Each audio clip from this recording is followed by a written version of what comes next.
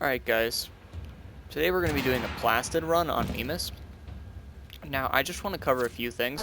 I've seen a couple people do videos with runs on mimas, but I'm kind of in the mood to show you guys how to properly farm this solo. Because I've seen these videos and I'm just kind of like, they're not the best. So I'm just going to show you guys how to solo this mission and how to maximize the amount of plastids you can get. Now you want to find a room like this. Now what I usually do is I'll usually cast this and I'll just go to town murdering them. But you just gotta sit here. Watch your life support because when it gets below about 20, you'll hear a message from the Lotus.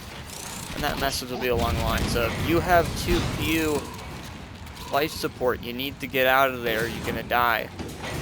Now, just to cover this, you really just want to sit here and wait for the mobs to just come at you, and they'll just start building up. Just kill them, keep killing them, wait until your life support gets to about 50. Once your life support gets to about 50, you can go ahead and run out. There's pretty much just sit here. You gotta get a weapon that's gonna be able to handle the mobs pretty effectively. I really like using the Ignis. You can only get it from your foundry in your dojo. Prepare for life support. Now I know what you're thinking. What if I don't have a dojo? Or what if I don't have a clan yet? Well, go to the recruiting tab and start looking for a clan with a dojo. Even if they don't have that weapon unlocked yet, you can just go ahead and do the research for it. I don't think the research is too painful to acquire the items for it. If you're a lower level around, I'd say, let's say you have a hard time dealing with mobs level 20 and above, you're probably going to have a hard time getting the materials that you need. But you can just get someone in the clan to help you out with the research and just ask around and see if someone would mind helping you out getting all that materials that you need for an Ignis build. There's a lot that goes into an Ignis build. If you look up a good Ignis build for general play, it's really powerful, and it can get you all the way through the entire solar map and into your voids, all the way to tier 4 voids, no problem. Now, you're literally just going to sit here. I've waited a little long on going ahead and getting this, but as you can see, I've already gotten 17 plastids from this one. I'm not too particularly happy with this room. Usually there's a room that's a little bit longer. I'm not sitting here trying to farm this crap. But we're only at 2 minutes. We'll see if this gets better. I'm going to give you guys the end product of this video. I'm just going to cut all this farming out of the way so you guys don't have to sit here and watch this for 10 minutes.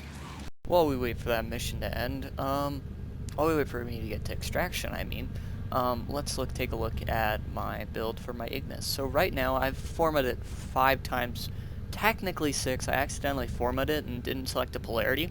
Fuck me. And then I've also thrown on an Orkin catalyst, because you always need an Orkin catalyst if you're really going to build a weapon.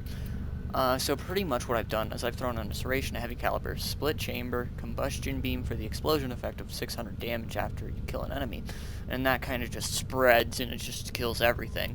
An infected clip and a stormbringer, so that way I can get corrosive damage on the sucker, and then a malignant force for the extra status in toxin, and then a high voltage for the extra electricity in status. So that pretty much brings our grand total of status per second to 55% per second, and our heat to 197.2, our corrosive to 591.7. So our grand total of damage is right around 700. Actually, no, it's around 800 actually, which is actually really good. When it crits, it does like about 2,000 to 6,000. I think I've seen it go up to 20,000 one time. I'm not too sure. It could have not have. But anyways, this is pretty much the best way to build the Ignis right now. It's a very general build. It'll get you through the solar map very easily with this setup, because the heat and corrosive is very effective against your not your corpus. It doesn't do anything for corpus really, but it still mows them down like nothing because they're really, really squishy. It does really well against the Grenier, and it does really well against the infective. The only thing we're gonna have trouble with on the Grenier side are, I think it's just the ballistas. I think that's what they're called. Anyways, you're gonna have trouble with like 1 or 2 types of mobs on the grainier side. It's not a big deal. It balances itself out with all the damage you do to every other enemy you see, and it goes really well with your for your void runs. So it works out really well. It does spread quite a bit of status. It's a very nice status effect. It's a really nice build. You guys should probably try it out. Spend the 5 forma. Go right ahead and build this thing through the roof, because you will be thanking yourself later when you're doing the tier 4 runs on defense and survival, and you're running towards the end of that and you're like, oh crap, what am I gonna need? And you're gonna need this. You do run out of ammo quite quickly when you do those runs, so be very careful and get a good secondary. Have a good melee, either a melee or a secondary that can do quite a bit of damage or knockdown. I like the pretty sure it's not the static core. It's not this. It's not the Vasto. Just run on the Vasto to level it. We are looking at the Sonicore. Sonicore is actually pretty good, and I do like the Broken War if you do build it correctly. Other than that, that'll be it for this section of the video, and I hope you enjoy the rest of the video. Thank you. Alright guys, that was pretty much the 10 minutes. I went a little over, but let's see how many plastids we got. So we got 230 plastids that run. That's not about average. I had to change rooms because I wasn't getting enough enemies coming to the room I was in.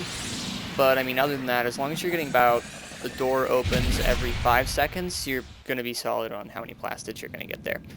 But that's about as many plastids you can get. I hope you enjoyed this video, and I want you guys to have a nice day. This is DA Gamma signing off.